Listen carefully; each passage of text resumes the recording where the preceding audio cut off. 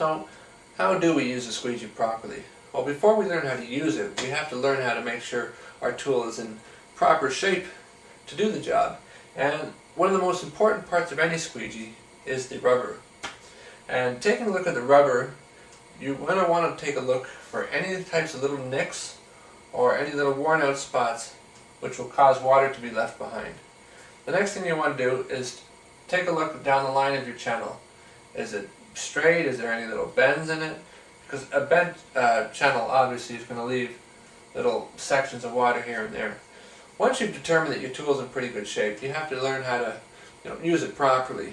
Now, holding a squeegee handle, it basically comes down to whatever you're comfortable with. You don't want to grip the handle hard because you're going to be working all day and you don't want to have your muscles all tensed up. So you want a nice relaxed grip. Some people actually will put their index finger right here to help control the squeegee. For myself, I change my hand position all the time, so I don't even really think about it. The next thing we need to learn is what is the proper angle to hold this to the glass. Now, most squeegee handles are designed in such a way as to hold the channel on the rubber at approximately 30 degrees to the handle itself.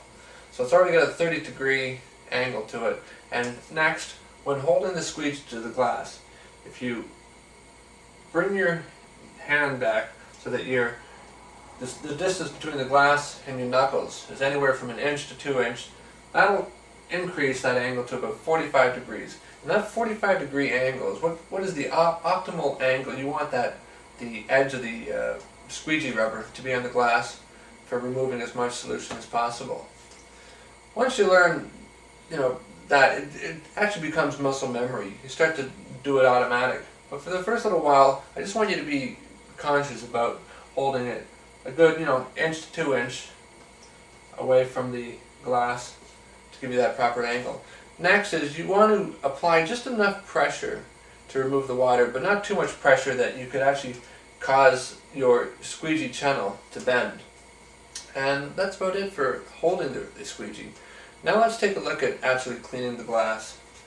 Most people using a squeegee for the first time, they'll soap up their window, and it doesn't matter if they want to do a straight down pull or side to side, but usually they just simply apply the squeegee to the glass, they pull down, go a few times, and don't really think about what kind of method they're using to squeegee the glass. So they'll take a look afterwards, and they might see a run down here, they might have some drips coming down over here, and a big pool of water down there because they were, they really don't know what they're doing.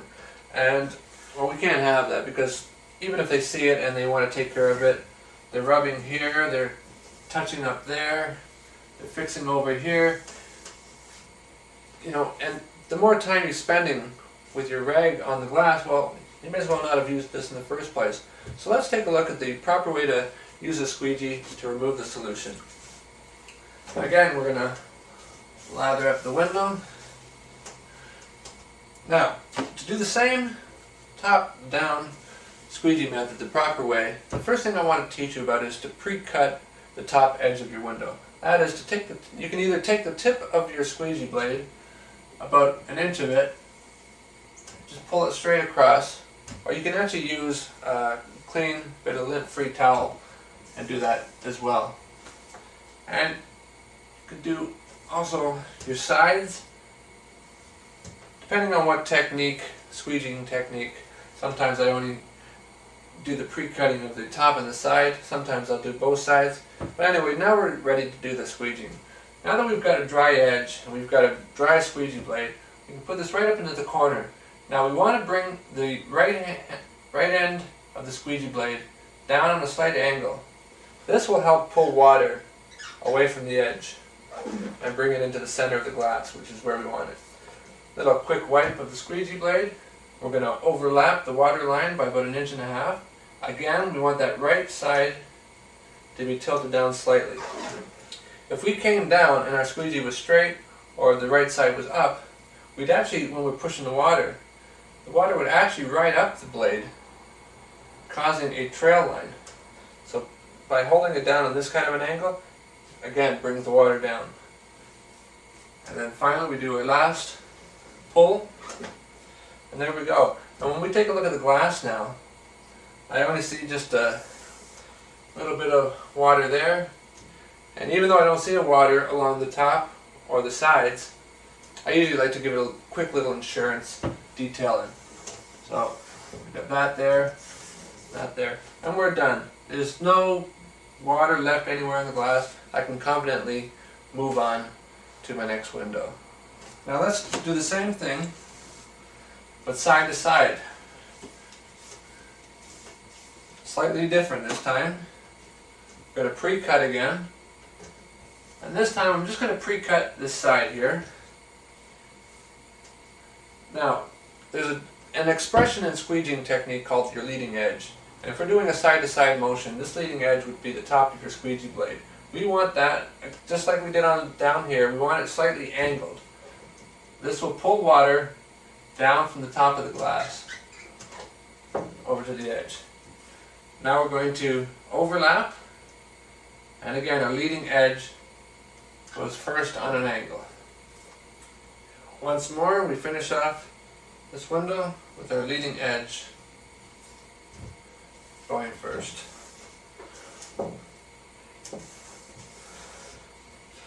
Learning how the leading edge works to your advantage will help you in all the different advanced techniques that we're going to learn. And you'll learn how to control the water, make it do things that you want it to do. Obviously gravity works to bring the water down on its own. But when you learn how to use a squeegee properly, you can make the water go wherever you want. So anyway, that's it for basic streak-free window cleaning.